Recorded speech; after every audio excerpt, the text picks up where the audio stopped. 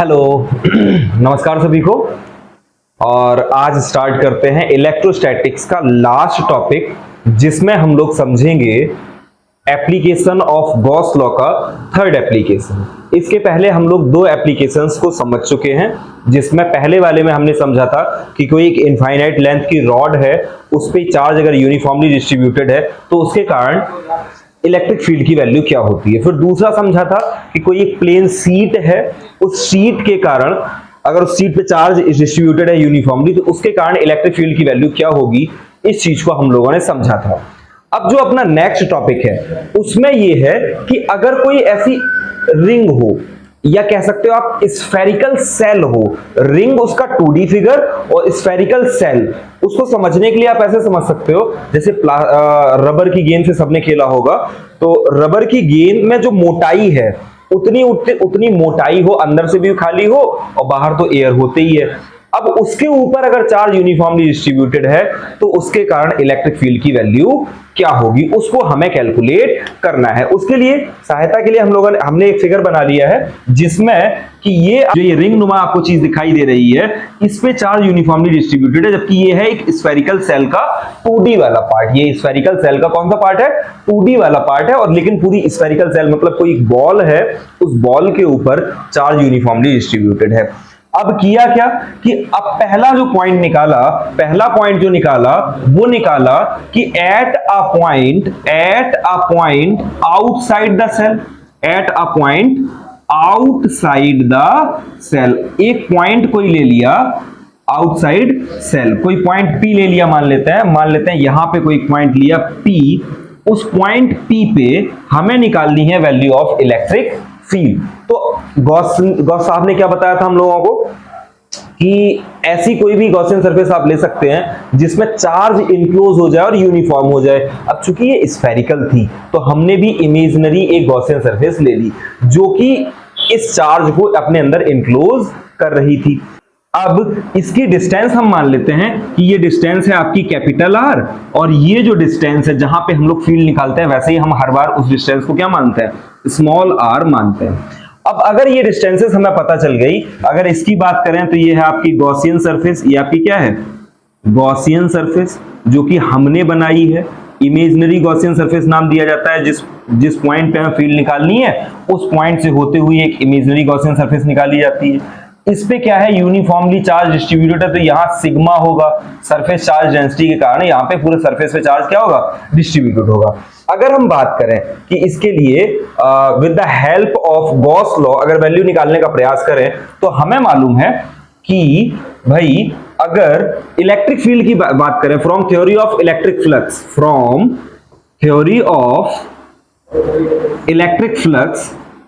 Flux की theory से हमें मालूम है कि इलेक्ट्रिक फ्लक्स की जो वैल्यू होती है वो होती है अपनी phi is equals to E into A. अगर हम एरिया की बात करें यहां कि एरिया कितना होगा, अब चूंकि फाई जो है आपको निकालना है जिस पे कि पॉइंट जहां है आपका, जहां पॉइंट है इस पे फाई निकलेगा टोटल एरिया पे, टोटल इलेक्ट्रिक फील्ड वहीं निकालेंगे।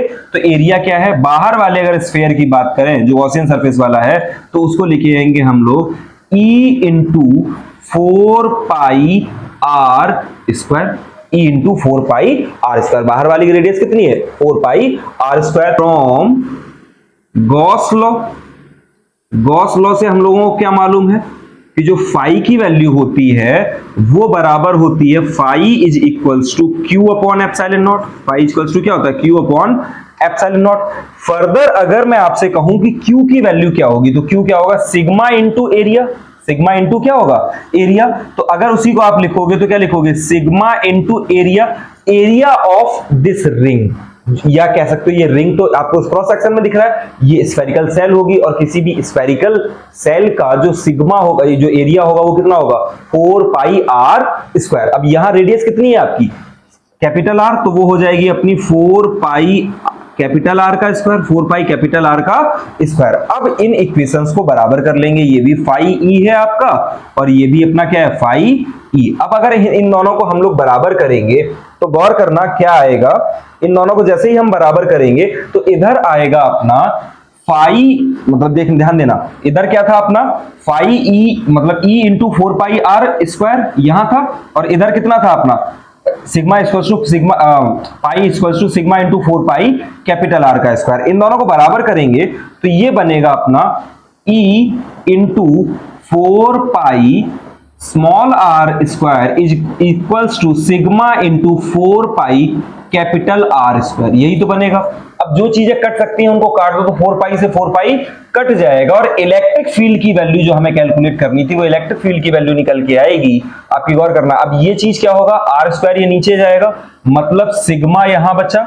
अच्छा, एक चीज और यहां छूट गई होगी, वो होगी क्या, एप्सिलॉन नॉट। वो चीज क्या है आपकी एप्सिलॉन नॉट। अब इधर क्या आएगा अपना, यहां भी एप्सिलॉन नॉट, तो वैल्यू क्या बनेगी सिग्मा अपॉन एप्सिलॉन नॉट, और ये ऊपर कौन सी square, capital are square upon small r square. तो जो वैल्यू ऑफ इलेक्ट्रिक फील्ड बनी due to thin spherical shell वो ये निकल के आई, E equals to sigma upon epsilon naught capital are square upon small r square. अब ये वैल्यू अगर हमें वेक्टर फॉर्म में लिखनी है तो भी हम लिख सकते हैं। जनरली इसको सॉल्व करने के लिए करते क्या है कि, और अगर अच्छा एक चीज और, अगर यही पॉइंट आपका, एक चीज मैं आपसे और पूछूं कि अगर यही पॉइंट r और जो स्मॉल r है ये दोनों बराबर होते, मतलब ये पॉइंट इधर इसी सेल पे होता, तो ये r की वैल्यू क्या हो जाती, सेम हो जाती, और r कट जाता, तो क्या अगर ऐसे लिख ले हम लोग कि if r is equals to small r, then अगर e की वैल्यू आपसे पूछी जाती तो आप क्या बताते, e इज इक्वल्स टू क्या आ जाता अपना, दोनों कैंसिल आउट हो जाते और वो हो जाता है सिग्मा अपॉन एप्सिलॉन नॉट। तो ऐसा कभी पूछा जाए तो आप इसको भी बता सकते हो।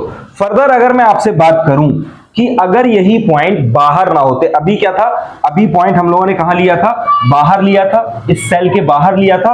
अगर यही पॉइंट इंटरनल होता, अगर यही पॉइंट आपका क्या होता, इंटरनल होता, तो क्या करते, at a point inside the cell, at a point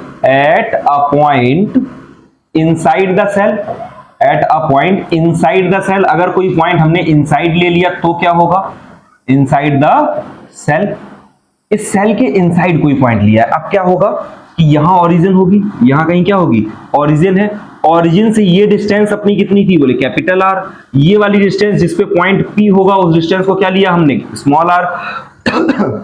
ये क्या है आपकी, बोले गॉसियन सरफेस, ये क्या है आपकी गॉसियन सरफेस जो हमने पॉइंट पी से होते हुए निकाली है ना।